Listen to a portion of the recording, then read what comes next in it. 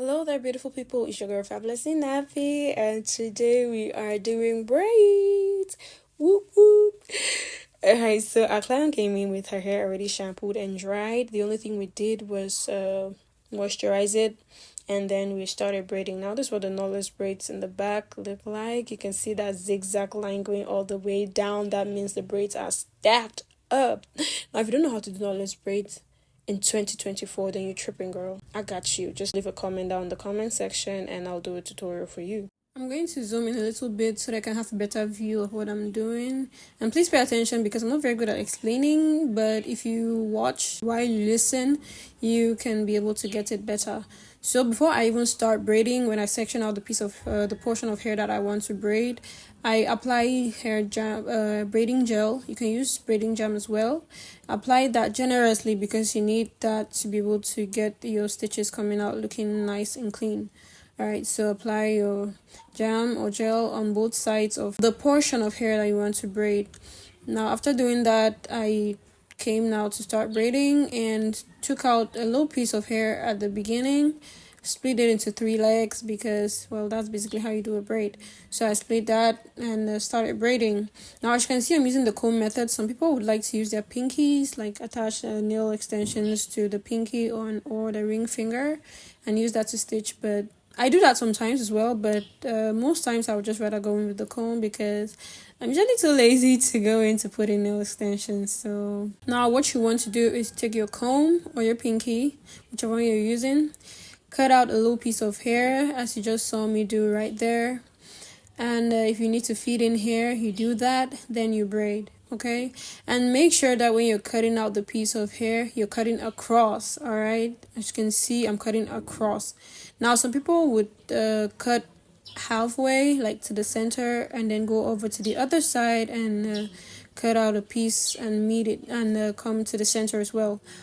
But I do not do that unless the hair is unless it's a really big portion of hair, like the size of the like the parting is big. I don't know how to explain that, but this is just what I do, okay? Let me not get you all confused. This is what I do. So you use your comb or your pinky, you cut out a piece of hair across, you hold it between your index finger and your thumb and you braid that down. So I'm basically just repeating the same steps and going down, and I add in braiding hair where necessary. And also I'm trying to tuck in the client's natural hair underneath the braiding hair because it is still a protective style and we want your client's hair protected while they wear their style. So ensure that you're at least trying to tuck the hair. It can be difficult sometimes, but with a little practice you'll get it.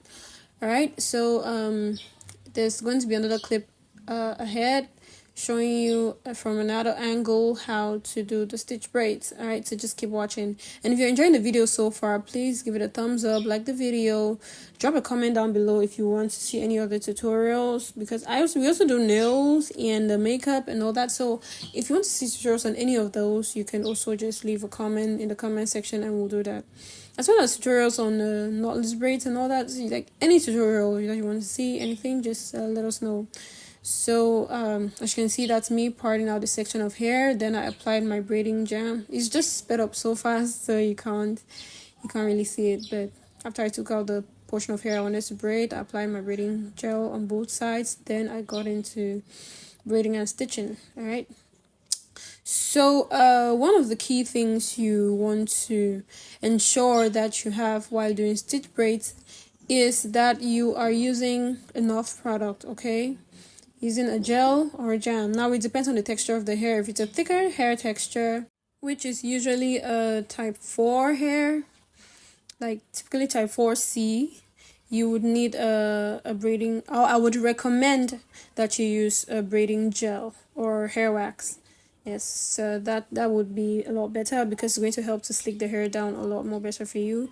But if it's a thinner hair texture, like well, not necessarily thinner, but not too coily, let me say that, like say a type 3 or type 2 or even type 1 hair, you can go in with a braiding jam. Those do not have too much hold, and considering that those hair textures or those hair types are easier to slick, then you can use a hair jam which doesn't have too much hold. I hope that explanation makes sense. Well, another thing that you need to do is to ensure that whatever you're using to open up the lines is sharp. So this comb, I actually filed it a little bit just to make sure that the tip is sharp so that I can be able to cut through the parts to get the stitches clean. All right, now not too sharp to the point where you get to wound your client's hair, the scalp. All right, you don't want that. So just make sure that if you're using your pinky, like if you're putting on a nail extension, you want to like file it to be really pointy, and while you're braiding, be careful to not poke the client's scalp. All right, so you want to ensure that you have a good braiding gel or jam, and you want to ensure that whatever tool you're using. There are some of this pinky ringy thing that braiders use. I've never used that, but if you're using that too, it's fine. So just make sure that whatever you're using to cut out the stitches is sharp.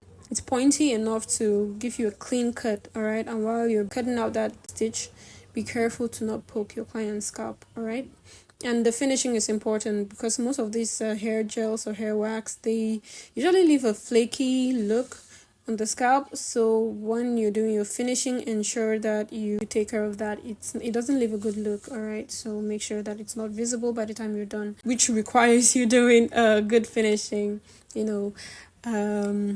Warm water to pat the hair down, mousse, sheen spray and all that. So just all the good stuff. Yes.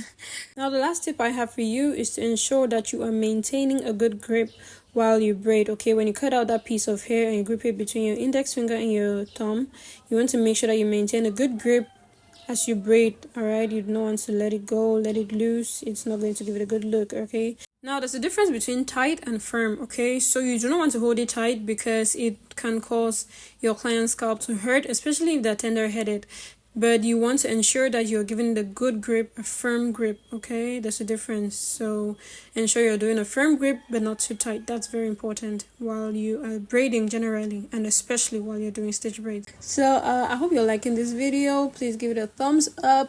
Please like the video, drop a comment, subscribe to my channel. And yes, so this is the finished look. This is the finished result. You can see there are no flakes anywhere anymore. All right, so just ensure that you do a good finishing. So look at this hair. Like, just get into this hair. Do you not love this? It's giving everything it's supposed to. She really liked her hair. She enjoyed it. And it's always our great pleasure at NBLX Collections to give you nothing but the best. So if you'd like to book an appointment, we're actually in Cameroon, Bamenda, sometimes Douala. In fact, we move around. So just if you're in Cameroon and you'd like to book an appointment, please reach out. You can leave a comment in the comment section and we'll get to you. Now take a moment again to enjoy this style and see how cute, how fine our client is. Like, her.